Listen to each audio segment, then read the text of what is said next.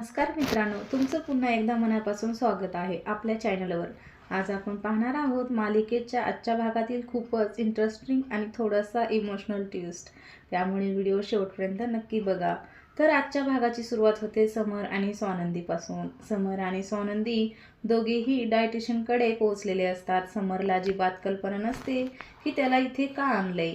तो थोडासा गोंधळलेला आणि थोडासा चिडलेला असतो। तो लगेच स्वानंदीला विचारतो की हे सगळं काय चाललंय, मला काही प्रॉब्लेम नाही, मग आपण इथे का आलोय। त्यावर स्वानंदी शांतपणे सांगते की हे सगळं माझ्यासाठी नाही, तुमच्यासाठी आहे। हे ऐकून समर थोडा शॉक होतो, कारण त्याला वाटतं असतं की तो परफेक्टली फाईन आहे। तो थोडा हसतच म्हणतो, सकाळपासून व्यायाम काढा, सगळं करून घेतलंस, पण आता डाएट वगैरे मला शक्य नाही।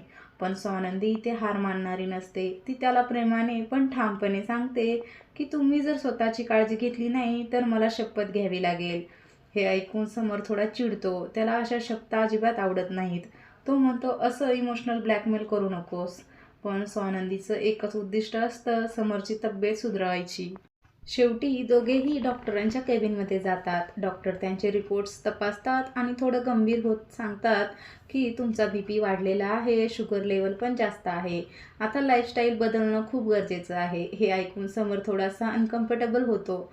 तो म्हणतो, मी जे खातो ते आनंदाने खातो, जर मला माझे आवडते पदार्थ बंद करायला सांगणार असाल तर ते मला मान्य नाही। डॉक्टर मात्र शांतपणे समजावतात, प्रश्न काय खाताय यापेक्षा कधी आणि किती खाताय हा जास्त महत्त्वाचा आहे। हे ऐकून स्वानंदीला खूप बरं वाटतं।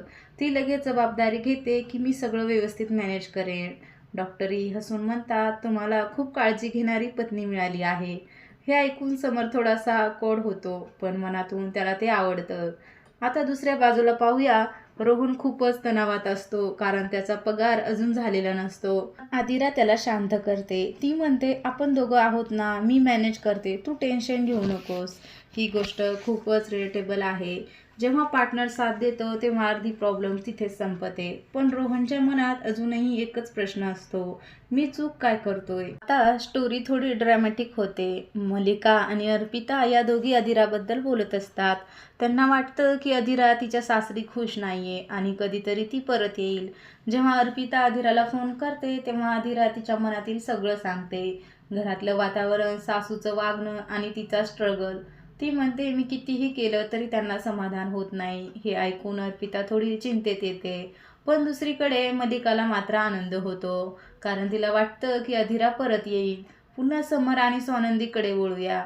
स्वानंदी आता पूर्ण प्लॅनिंग करून बसलेली असते। डाएट चार्ट, एक्सरसाइज रुटीन सगळं रेडी असतं। समर ते पाहूनच घाबरतो।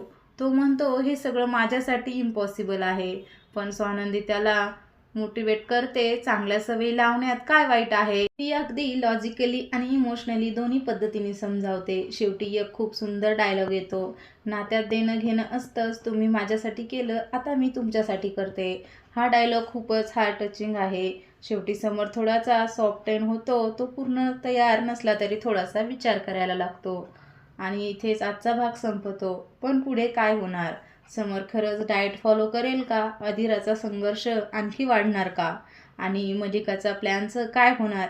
हे सगळं जाणून घेण्यासाठी आपल्या चॅनलला सबस्क्राईब करा, व्हिडिओला लाईक करा आणि कमेंटमध्ये तुमचं मत नक्की सांगा।